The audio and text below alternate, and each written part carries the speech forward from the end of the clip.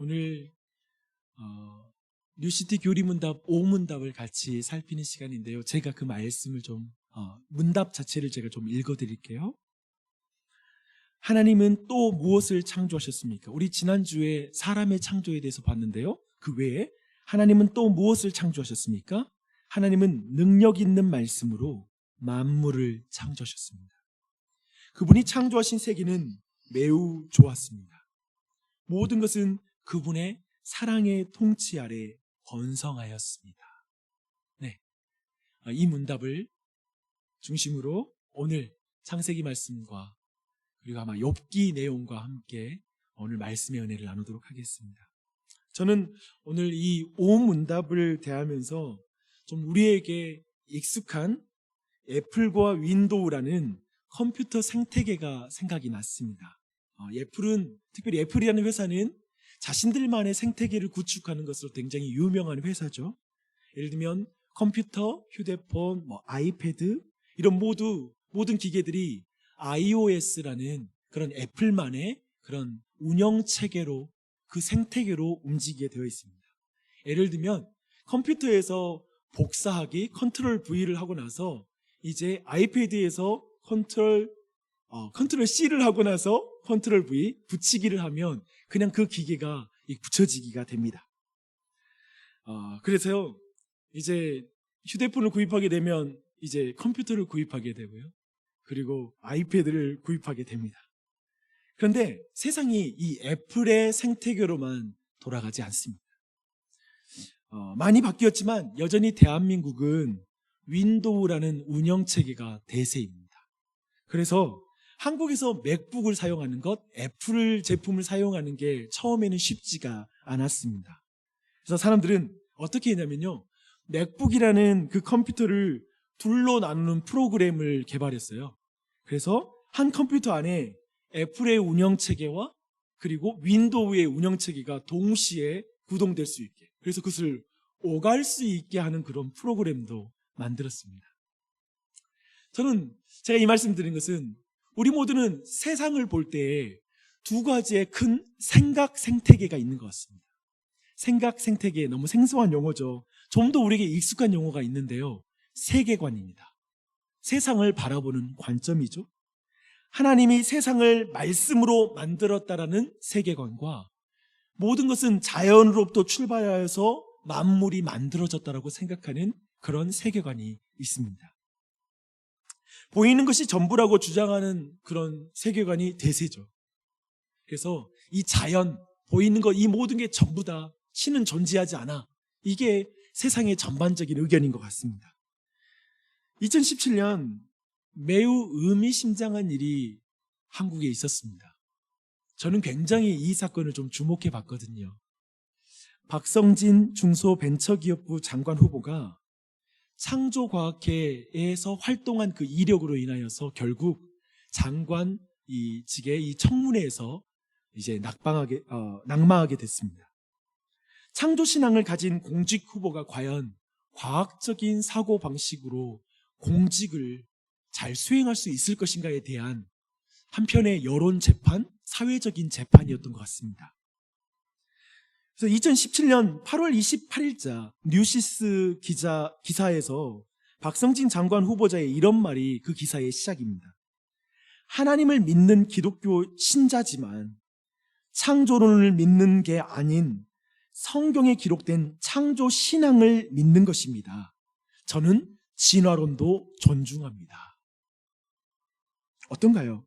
무슨 말인지 좀 모르겠지만 좀 줄을 잘 타는 말처럼 보이긴 하죠, 그렇죠?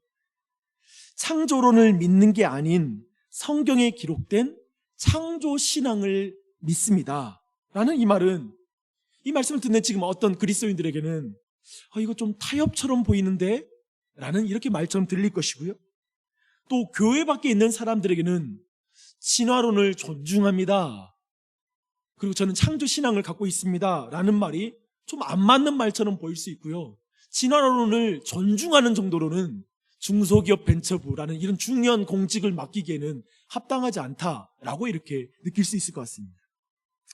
어떤 에게 어쩌면 이 말은 아까 제가 맥북 컴퓨터에 2개의 운영 체계를 다 깔아놓고 오가는 듯한 말, 어쩌면 이런 말로도 이 말이 들릴 수 있습니다. 주일에 예배할 때에는 하나님의 창조를 찬양하고, 그리고 일주일 동안 일상에서 살아갈 때에는 보이는 것이 전부인 것처럼 살아가는 삶. 이게 아마도 하이브리드 신앙이 아닐까요? 두 세계관을 왔다 갔다 하는 신앙 말입니다. 모든 그리스도인은 교실에서, 그리고 학문의 세계에서, 그리고 일터에서, 또 자녀에게 저녁이면 읽어주는 그 책 중에 성교육에 관한 그 책 안에서도 창세기 1장의 세계관과 충돌하는 세상의 세계관을 우리는 만나게 됩니다. 그런데 기계에는 2개의 운영체계를 이렇게 설치하고 또 구동할 수 있잖아요. 근데 과연 한 사람이 이 2개의 세계관을 동시에 가지고 살 수 있을까요? 그런데 그것이 정말 잘 사는 것일까요? 그리고 그리스도인으로서 그 2가지의 세계관을 동시에 가지고 살 수 있는 게 가능할까요? 이 질문을 먼저 하고 싶어요. 히브리서 11장은 선명하게 여기에 대해서 대답합니다. 아니라고 말합니다. 11장 6절은 확실하게 선을 긋고 있습니다. 믿음이 없이는 하나님을 기쁘시게 하지 못하나니 하나님께 나아가는 자는 반드시 그가 계신 것과 또한 그가 자기를 찾는 자들에게 상 주시는 이심을 믿어야 할지니라 라고 이렇게 말씀하고 있습니다. 성경은 그가 계신 것, 즉 그분은 창조 전에도 계셨고 창조의 현장에도 계셨던 창조주 하나님이라는 것을 믿어야만 하나님을 기쁘시게 할 수 있다라고 이렇게 말씀하고 있습니다. 그래서 히브리서 11장 1절부터 3절은 이 믿음에 대해서 좀 더 자세하게 말하고 있거든요. 좀 더 볼게요. 믿음은 바라는 것들의 실상이요 보이지 않는 것들의 증거니 선진들이 이로써 증거를 얻었느니라.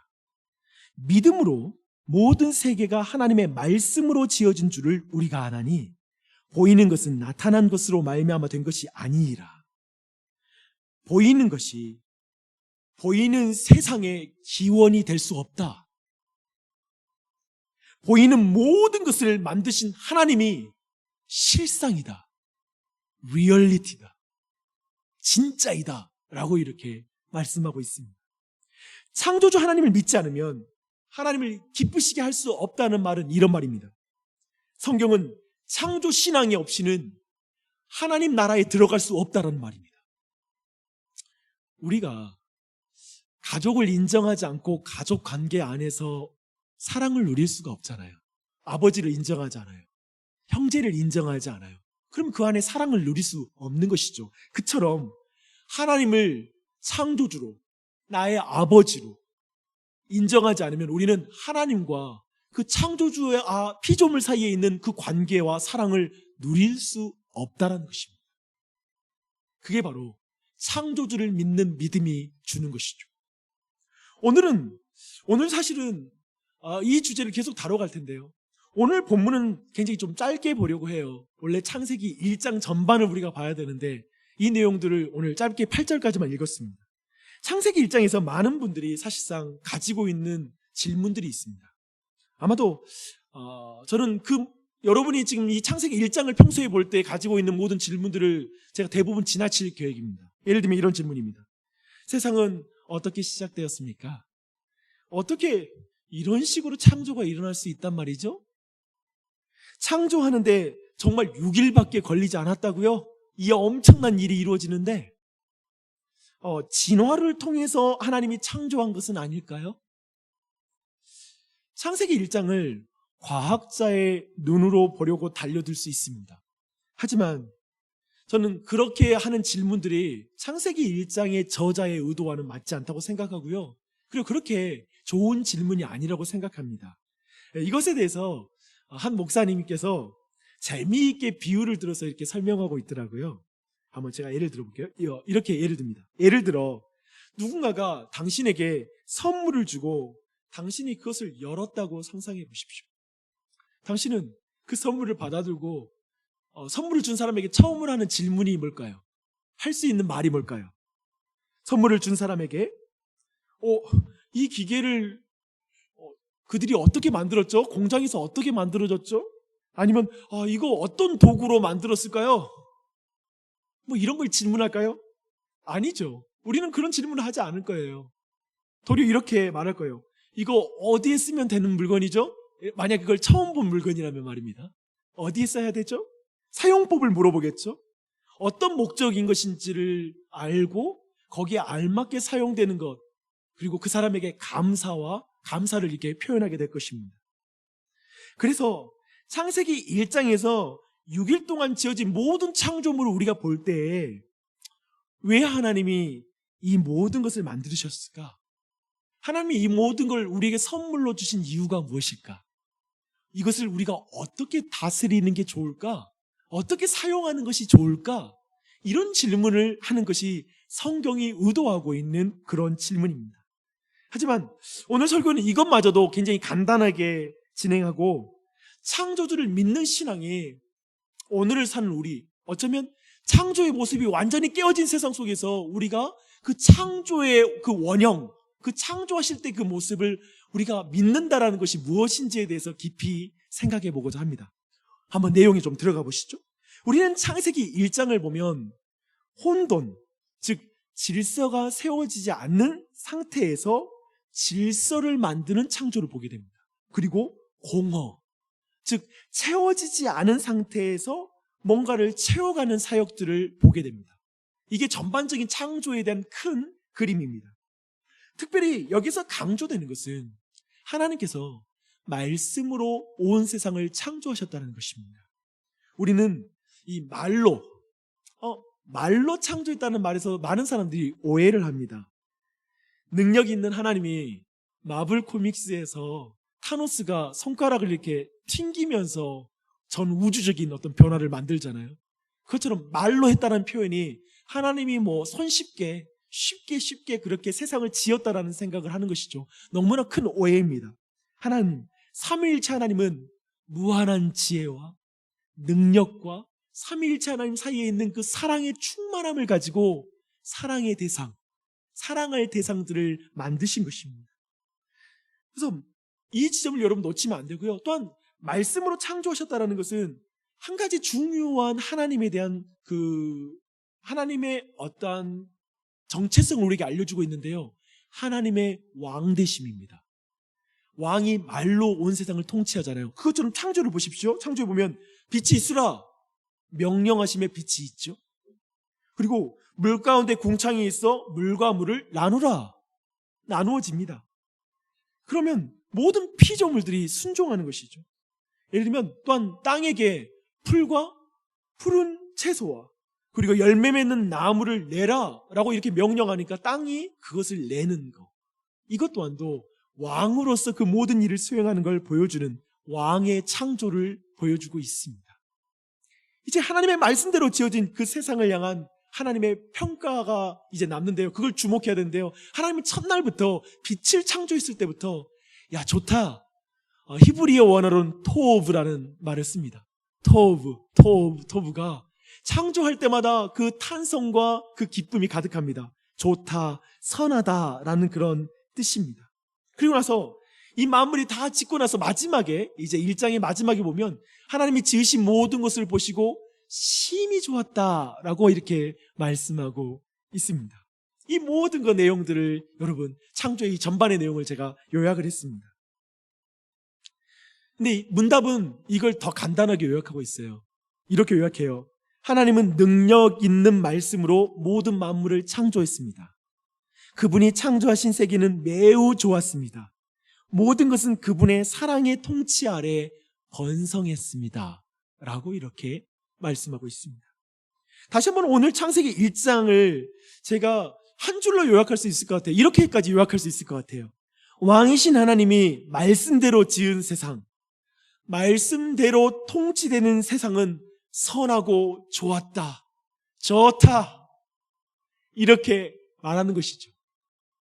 그런데 성경이 말하는 좋은 세상, 선한 창조, 오늘 이런 문답을 들으면 오늘날 현실을 살아가는 사람들은 어떤 질문, 마음속에 어떤 질문이 푹 이렇게 금방 튀어나오나요? 이런 질문 아닐까요? 그런데 지금은 왜 이 모양입니까?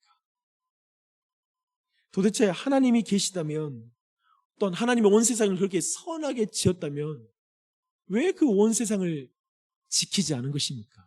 이렇게 나빠지도록 왜 방치하는 것이죠?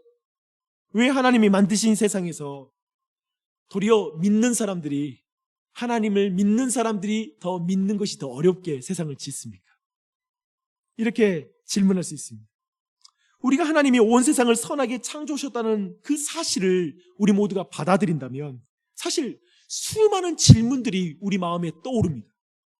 창조주 하나님이 계시다면 어떻게 세상을 이렇게 운영하실 수 있습니까? 굉장히 중요한 질문입니다. 이걸 어려운 용어로 신정론이라고 말합니다. 하나님의 통치와 관련된 것입니다.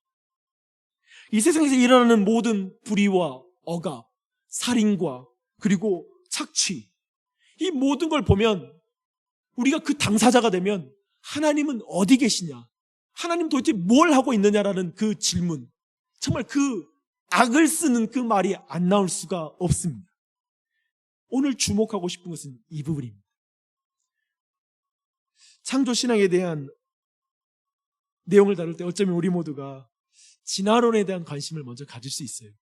어쩌면 이 창조신앙 갖는데 가장 큰 적은 진화론이다. 무신론적 과학주의가 이 창세기 1장을 볼 때 가장 먼저 생각나고 그게 우리의 장애물이 될 것이라는 생각을 가질 수 있습니다. 그럴 수 있습니다. 창조론은 비과학적 신념이고 진화론은 과학이라고 우리가 구분을 한다면 신앙을 갖는다는 것은 과학적 이성을 다 버려버리는 것, 합리적인 이성을 다 버리는 그런 행위가 될 것입니다. 저는 무슨 말인지 알지만 이 말에 전혀 동의하지 않습니다. 도리어 저는 진화론이 과학이기 때문에 사람들이 따른다라고 생각하지 않습니다. 너무 신빙성이 많기 때문에 진화론을 따른다라고 저는 동의하지 않습니다. 대신 하나님이 창조한 것을 도저히 믿지 못하기 때문에 도리어 그것을 찾고 있다라고 생각합니다. 다른 설명도 가능하겠죠. 하지만 이 부분도 한번 생각해 보십시오. 너무 어렵게 이야기한 것 같은데요. 제가 한 영화로 제가 이야기를 드리면 좋을 것 같습니다. God is not dead. 신은 죽지 않았다라는 그런 영화가 있습니다. 그 내용은 이제 주인공 조시 휘튼이 이제 변호사를 꿈꾸는 학생이 있는데요. 그 학생이 대학에 들어가 교양 과목으로 제프리 레드슨 교수의 철학 수업을 듣게 됩니다. 수업 첫날 레드슨 교수가 유명한 철학자와 사상가들의 이름을 칠판에 막 가득 적어요. 적고 나서 보여주면서 이들의 공통점이 뭔지 아니? 라고 물어보면서 그 공통점은 이들 모두가 이 위대한 사람들의 공통적인 특징은 무신론자이다라는 걸 말합니다. 그러면서 수업은 시작돼요. 그리고 이제 자신의 이 철학 수업에서 쓸데없는 논쟁을 피하기 위해서 이제 종이 위에다가 모두 종이를 꺼내고 거기 위에 God is dead. 신은 죽었다라고 쓰라고. 나는 그런 논쟁을 여기 안에 끼어드는 걸 원치 않는다라고 말하면서 이제 진행을 합니다. 그런데 교회를 다니는 크리스천인 조시가 이때 이제 내적인 갈등을 느낍니다. 왜냐하면 여기에 대해서 이제 반발하면 학점이 나쁠 수도 있고 여러 가지로 어려운 일을 당할 걸 뻔하기 때문에 고민을 하죠. 하지만 그는 쓸 수 없다라고 판단하고 이제 자신은 쓸 수 없다는 걸 교수에게 말합니다. 그러자 이제 뭐 교수가 이 새파란 이 학생을 향해 코드씀 치면서 그렇다면 네가 매 수업마다 내가 20분을 너에게 줄 테니까 모든 학생들 앞에서 하나님이 살아있다는 증거를 내봐라. 그걸 한번 내가 증명해봐라 라고 하는 그런 말합니다. 근데 이렇게 영화가 진행되면서 그 내용들이 그 과정에 있는 내용을 그리고 있습니다. 그런데 영화가 진행되면서 제가 주목하고 싶은 내용이 하나가 나옵니다. 교수가 왜 그렇게 하나님에 대해서 공격적인 어떤 분노를 가지고 있을까라는 그 부분에 대한 답이 나오는데요. 어렸을 때 사랑하는 가족을 상실한 경험이었습니다. 자기가 기도를 했는데 하나님은 응답해 주지 않았던 거죠.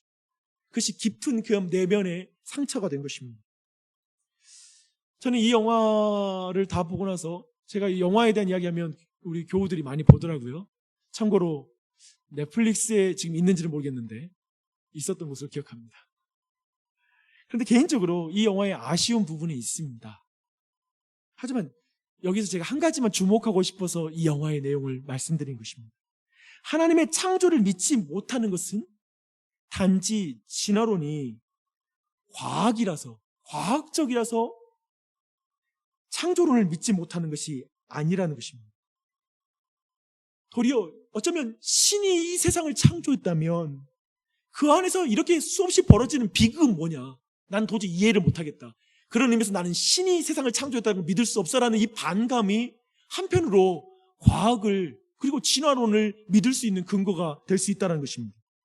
도대체 하나님을 믿는다면 요즘 교회가 하고 있는 짓은 뭐냐?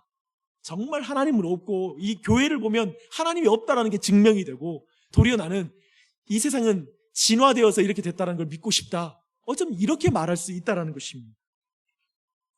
여러분 이런 생각을 좀 가지고 더 이야기를 나눴으면 좋겠습니다. 우리가 경험하는 것은 온갖 고통이 가득한 세상이라는 것입니다. 어쩌면 지금 이 세상에서 그 고통과 그 비참함을 많이 본 사람일수록 하나님의 창조를 믿는 것, 그리고 특별히 하나님이 선하게 세상을 창조했다? 정말 믿기 어려운 것 같아요. 그럴 때 있잖아요. 나 너무 힘들어 죽겠는데 하나님은 God is good, 좋은 분이세요. 선한 분이세요. 뭐가 선해? 이런 마음이 우리 마음에 그냥 막 올라온단 말입니다. 바로 마치 그런 것이 있다는 것이죠. 하나님이 계시다면 정말 그분은 살아계시다면 정말 이렇게 일하시는 것이 맞는가? 바로 이것에 대한 이 주제가 바로 사경회 때 다뤄졌습니다. 우리가 두 번째 시간에 살폈던 욥기는 바로 이 동일한 질문, 이 질문을 가지고 나아갑니다. 너무 멀리 갔습니까? 지금 창세기 보는데 욥기까지 갔으니까요. 아니 멀리 간 게 아닙니다. 욥기는 이 세상에 이해할 수 없는 모든 사건들, 도저히 이 세상에서 하나님이 계시다면 이렇게 일하시면 안 된다라고 생각하는 모든 사건들에 대한 답을 창세기 1장에서 찾거든요. 그래서 제가 지금 욥기로 간 것입니다. 우선 욥기 38장을 한번 펴보십시오. 욥기 3장 38장입니다. 펴두시고 한번 들어보세요. 욥은 하나님이 정말 자랑하고 싶은 하나님의 사람이었습니다. 사탄은 욥이 하나님을 믿는 것이 아니라 하나님의 보상 때문에 하나님을 믿는 것이라고 이렇게 하나님께 시비를 겁니다. 그래서 욥의 고난 퍼레이드가 시작됩니다. 한날에 소, 양과 종들, 즉 모든 소유 그리고 자녀들까지 모두 죽습니다. 쉽게 말해 모든 것을 잃고 빈털터리가 됩니다. 그리고 나서 여기 멈추는 게 아니라 그의 온몸에 머리 정수부터 발끝까지 종기가 납니다.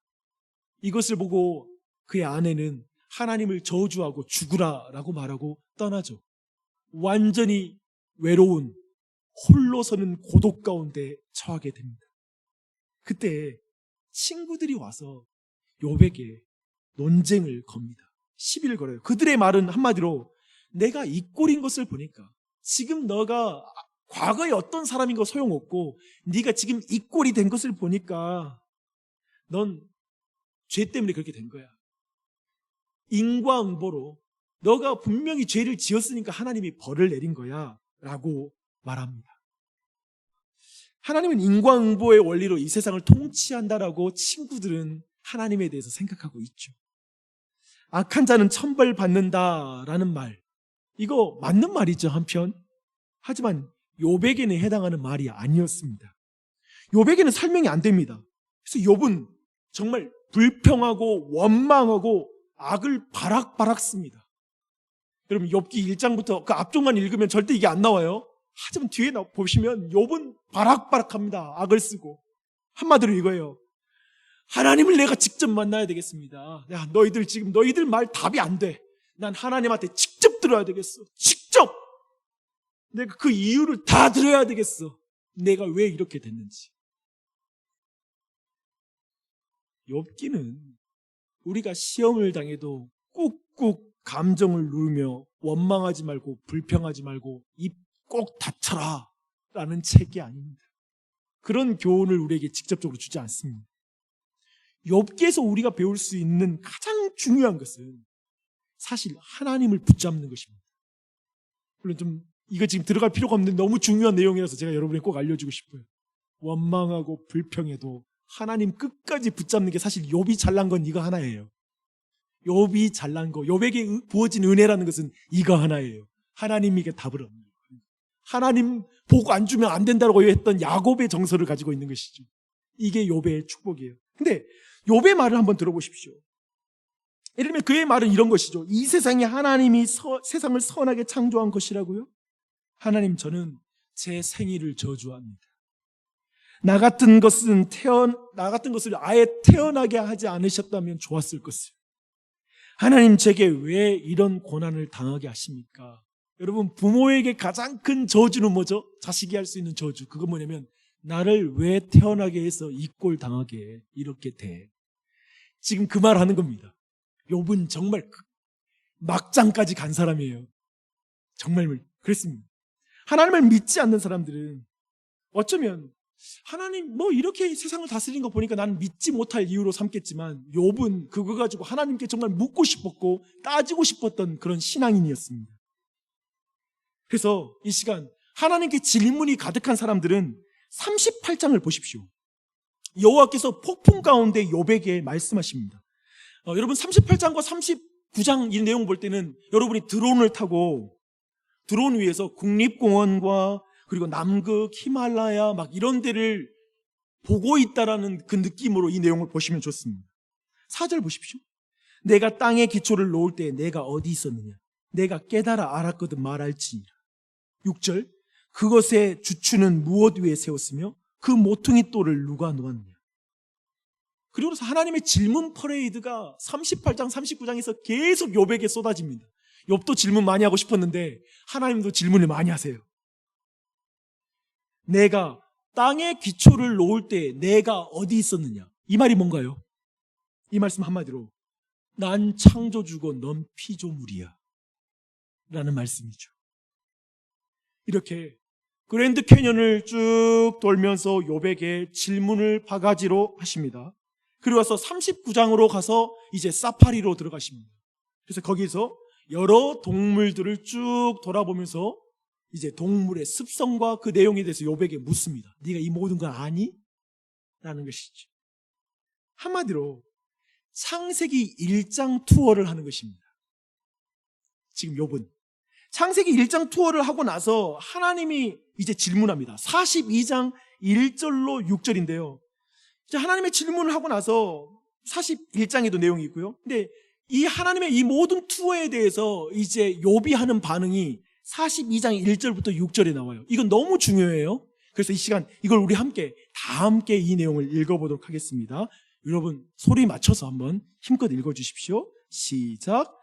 욥이 여호와께 대답하여 이르되 주께서는 못하실 일이 없사오며 무슨 계획이든지 못 이루실 것이 없는 줄 아오니 무지한 말로 이치를 가리는 자가 누구니까? 나는 깨닫지도 못한 일을 말하였고 스스로 알 수도 없고 헤아리기도 어려운 일을 말하였나이다.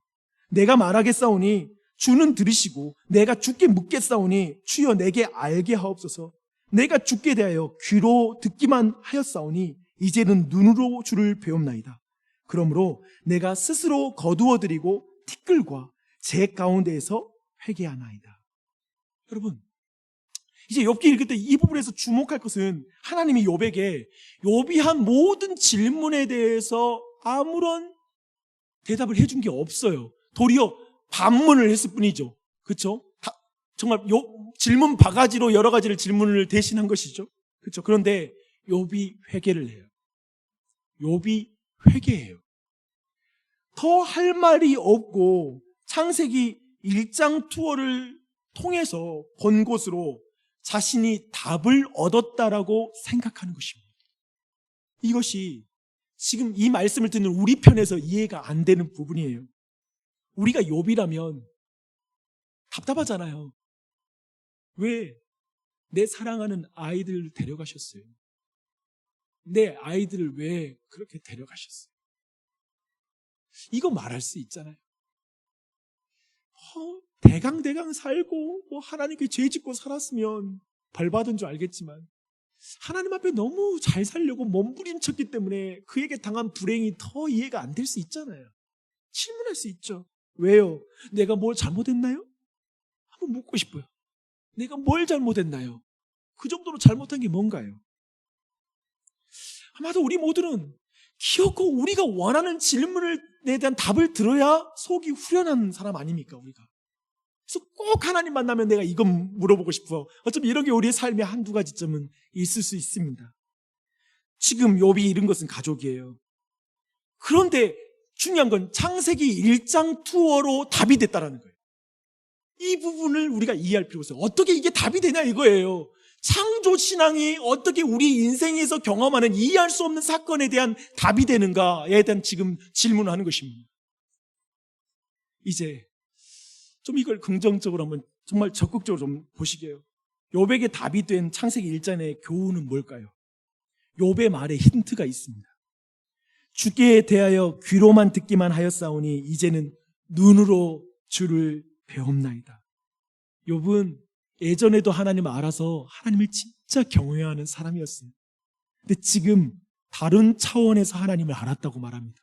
하나님을 더 깊이 안 거예요. 그래서 욥은 자신의 질문이 틀렸다는 것을 깨닫습니다. 굉장히 중요한 것입니다. 사람들은 내가 질문하는 답에 대해서 답이 다 주어져서 속이 후련해지는 게 아니라, 문제가 해결되는 게 아니라 내 답이 틀렸다는 것을 깨달았을 때 문제가 해결되기도 해요. 근데 이게 좀 더 근본적이죠. 그래서 욥은 더 이상 자신이 질문했던 질문에 대한 이유를 들을 필요가 없게 된 거예요. 이제 왜냐하면 자기 질문이 틀렸으니까. 그래서 욥이 말한 건 그저 내가 무지한 말로 이치를 가렸나이다 라고 말하면서 자신의 입을 가리는 그런 행위를 합니다. 하나님을 아는 것이 그에게 답이 된 것입니다. 내 모든 궁금함에 대한 것이 해결돼야 답이 되는 게 아니라 하나님을 아는 게 답이 되는 거예요. 내 생각보다 크신 하나님, 내 존재와 비교할 수 없는 존재가 나와 함께 하신다라는 것이 답이 되는 것. 그게 욥기에, 그리고 기독교 신앙의, 성경이 말하는 신앙의 어쩌면 정점인 것 같습니다. 내가 이 내용을 좀 어떻게 설명할까라는 그런 생각도 해봤어요. 어떻게 우리 교우들이, 어쩌면 내가 막 궁금한 게 너무 많잖아요. 우리도 우리 이 문제 해결돼야지 하나님 나 사랑하는 것 같고, 이 문제에 대한 답이 내게 주어져야지 내 인생이 풀린 것 같잖아요. 그리고 도리어 우리는 하나님이 함께한다라는 말은 별로 하나님의 능력 없는 말 같고 날 사랑하지 않는 말처럼 느껴지잖아요. 그럼 우리에게 이게 어떻게 느껴질 수 있을까? 우리도 지금 너무 많은 질문이 있고 해결해야 될 문제가 가득한데 말입니다. 사이좋은 노부부가 벤치에 앉아 있어요. 정말 다정한 그런 부부입니다. 근데 젊었을 때 이 두 분이 그렇게 사이좋은 건 아니었어요. 정말 자신에게 있는 질문, 속에 가지고 있는 어떤 문제 풀리지 않으면 싸움을 멈추지 않고 끝까지 시비를 걸며 싸웠던 그런 부부였습니다. 수없이 말다툼을 했고, 그러면서 근데 시간이 갈수록 질문을 해도 답이 없다라는 것을 배우기 시작했습니다. 그리고 그 답을 가지고 인생이 우리가 생각하는 답으로 풀리지 않는다는 걸 깨닫기 시작했습니다. 점점 자신의 질문이 틀렸다는 것도 알기 시작했습니다. 그러면서 이해하는 이해가 깊어지고 포용하는 것이 깊어지기 시작했습니다. 그리고 나이가 들어 이제는 상대가 내 곁에 있는 것이 답이라는 사실을 깨닫기 시작했어요. 여보, 나 사랑해? 뭘 자꾸 물어? 싫었으면 여기 없어.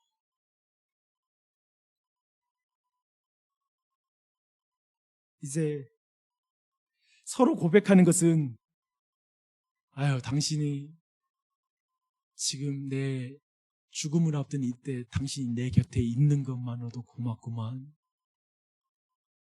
이렇게 말하겠죠. 이제는 귀엽고 상대에게 내가 원하는 답을 얻어내기 위해서 질문하는 것은 더 이상 하지 않고 상대의 생각을 좀 더 이해해서 좀 맞춰주고 싶어서 좀 더 그 생각을 알아가는 게 좋아서 하는 질문들은 있을 것입니다. 좀 도움이 될까요? 그냥 존재가 답이 되는 거. 하나님께 꼭 묻고 싶은 질문이 있었는데 왜 나를 그 상황 속에 그대로 두셨는지 마지막 날에 우리가 주님 앞에 서면 꼭 묻고 싶은 것들이 있지 않으세요? 제가 생각할 때 그날에 우리 모두가 손과 발에 흉터 자국이 있는 예수 그리스도를 보면 그 존재가 나를 두 팔을 벌려서 나에게 이리 와라 라고 하는 순간에 우리는 어쩌면 그 질문이 틀렸다는 걸 깨닫고 더 이상 그곳에서 질문하지는 않을 것 같아요. 그렇겠죠. 사랑하는 여러분, 창세기 1장에서 가장 중요한 것은 창조주 하나님을 만나는 것입니다. 능력 있는 말씀으로 만물을 선하게 창조하신 그 크신 창조주를 만나야 합니다. 그 말은 능력 있기에 이 악한 세상, 너무나 깨어진 이 세상마저도 그분이 능력이 있고 아까 욥기에 말한 것처럼 그분이 계획하신 것을 반드시 이루고야 마시기에 그분의 사랑의 통치 아래에서 복받게 하시는 하나님이라는 것을 믿는 것입니다. 이스라엘 백성을 10가지의 그 재앙으로부터 애굽에서 10가지 재앙으로 애굽에서 건져주시고 홍해를 가르고 구원하신 하나님, 광야에서 만나와 메추라기를 40년 동안 먹이신 하나님, 여러분 출애굽기를 다 봐보세요. 거기에 중요하게 하나님이 등장하는 모든 부분이 창세기 1장, 창세기 안에 다 나옵니다. 즉 뭘 가리키냐면 지금 너희를 구원하는 하나님은 창조주이다. 물과 물을 가르는 자, 말씀으로 변화되는 자, 물을 내는 자, 모든 이미지가 다 창조주가 너희를 구원한다. 창조주가 너희를 인도하고 있어. 그러니 먹을 것으로 염려하지 마. 원망하고 불평하지 마.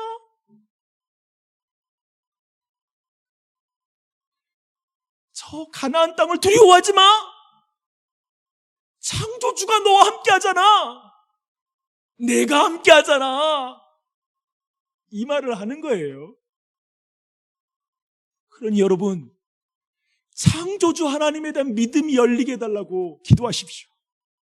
욥처럼 고난을 통하여 그걸 만나는 것 너무 싫지, 그렇죠? 기도하세요. 하나님, 내가 하나님을 더 알기 원해요. 내 삶에서 하고 있는 수많은 질문이 애초에 성립할 수 없다라는 거, 질문이 틀렸다라는 걸 깨닫는 거. 저 사람 왜 저래? 하나님 이게 뭐예요? 이게 뭐예요? 이렇게 진행이 돼요? 이것이 뭐예요? 라고 말한 내 질문이 그 하나님 앞에 아무것도 아니구나.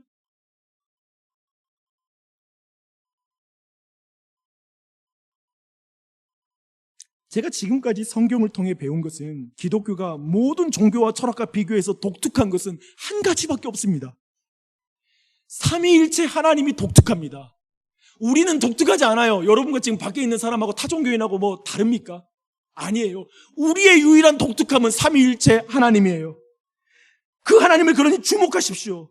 그런데 제가 볼 때 근본적으로 교회 안에 있는 가장 큰 문제는 뭐냐면 하나님을 주목하지 않고 하나님 중심이 되지 않는 부분이 가장 큰 문제입니다. 이걸 여러분 한번 돌아보셔야 됩니다. 하나님 중심으로 사는 것을 굉장히 어려워합니다.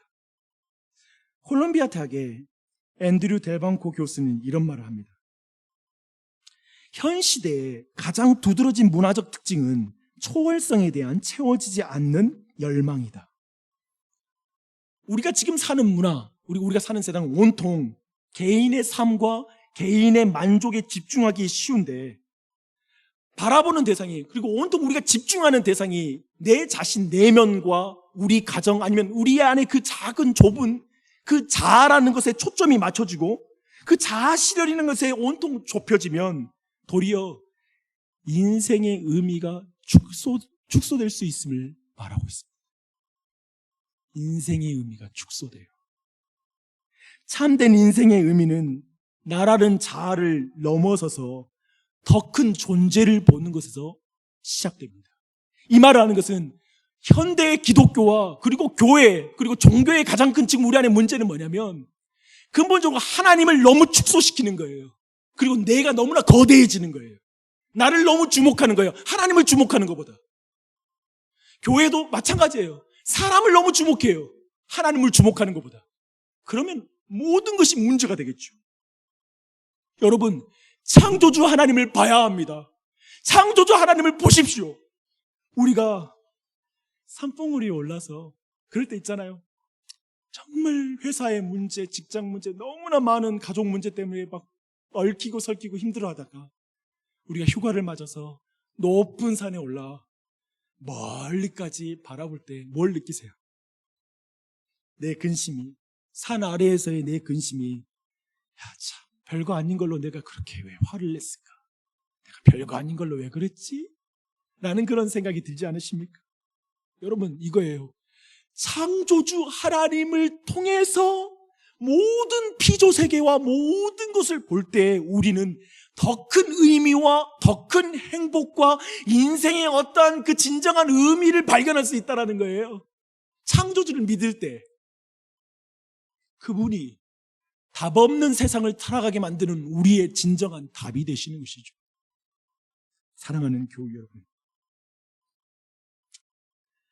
창조주를 믿고 세상을 사랑하는 거 쉽지 않습니다.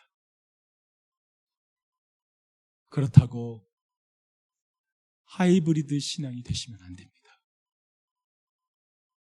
또한 제가 그런 분도 봤어요. 맥북 디자인이 너무 이쁘니까 샀다가 불편해서 윈도우로만 쓰시는 분을 봤습니다. 창조주를 믿고 사는 것이 불편해서 세상 원리로만 살아가는 거. 이거 뭐 코스프레 신앙이라고 말해야 되나요? 사랑하는 여러분, 이런 말이 있죠. 생긴 대로 살아. 생긴 대로 살아. 도대체 생긴 대로 산 게 뭐예요? 성경은 좀 더 정확하게 말해요. 하나님이 너를 지으신 대로 살아. 그게 너를 행복하게 만들어. 너를 온전하게 만들어. 한때 미국 졸업식 연설 영상이 유행할 때가 있었습니다. 스티브 잡스를 비롯한 수많은 그 유명한 사람들의 그런 연사를 보는 것이었죠. 그들의 멋진 말들이 참 많습니다. 그건 대부분 이제 꿈 많은 청춘들에게 이제 실패를 두려워하지 말고 도전해. 아니면 너의 자유를 마음껏 발휘해. 미래는 너희들에게 열려 있어.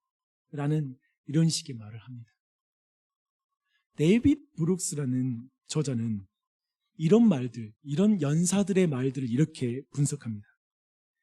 자기 인생이 무엇을 위한 것인지도 모르는데 미래가 무한하다는 말을 들은들 무슨 도움이 되겠는가? 그들은 진정성 그리고 자율성이라는 빈 상자를 던져주는 것이다. 세상을 보십시오. 진화론을 비롯해서 하나님의 창조를 믿지 않는 모든 사상과 철학은 사실상 인생이 무엇을 위한 것인지를 규정하지 않습니다.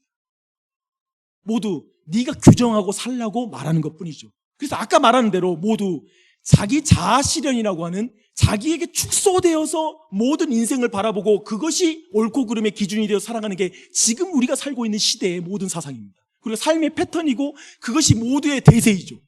그렇게 안 사는 것을 이상하게 생각하는 시대입니다. 그런데 지금 데이빗 브룩스가 말한 건 자기 인생이 무엇을 위한 것인지도 모르는데 자기가 왜 지어졌는지, 왜 창조되었는지를 모르는데 그에게 무한한 자유를 준들, 미래에 대한 미래가 무한하다는 말을 둔들 그것이 무슨 도움이 되겠는가? 라고 말하고 있습니다. 사랑하는 여러분, 우리 모두, 그리고 온 세상은 하나님이 디자인했습니다. 하나님의 목적을 따라 사는 것이 잘 사는 것입니다. 기억하시고 창조주 하나님을 만나게 해주시옵소서. 나는 그분을 만나야 합니다. 그리고 그 창조주 하나님을 따라 그분이 나를 지으신 것, 그 지으신 목적대로 살게 해주시옵소서. 그래서 우리는 창세기 1장에서 그 창조주 하나님을 만나고 그 창조주 하나님의 뜻에 따라서 그분이 우리를 말씀으로 지었거든요. 그 말은 뭐냐면 우리에게 하나님의 말씀대로 순종하여 온 세상을 사랑으로 통치하라 라고 말씀하신 것이죠. 그래서 이제는 우리 그 삶에 헌신해야 되죠. 그 삶으로 나아가야 되는 것이죠. 여러분, 그렇게 나아가는 우리 나주의신 장로교회가 되기를 축원합니다. 아멘.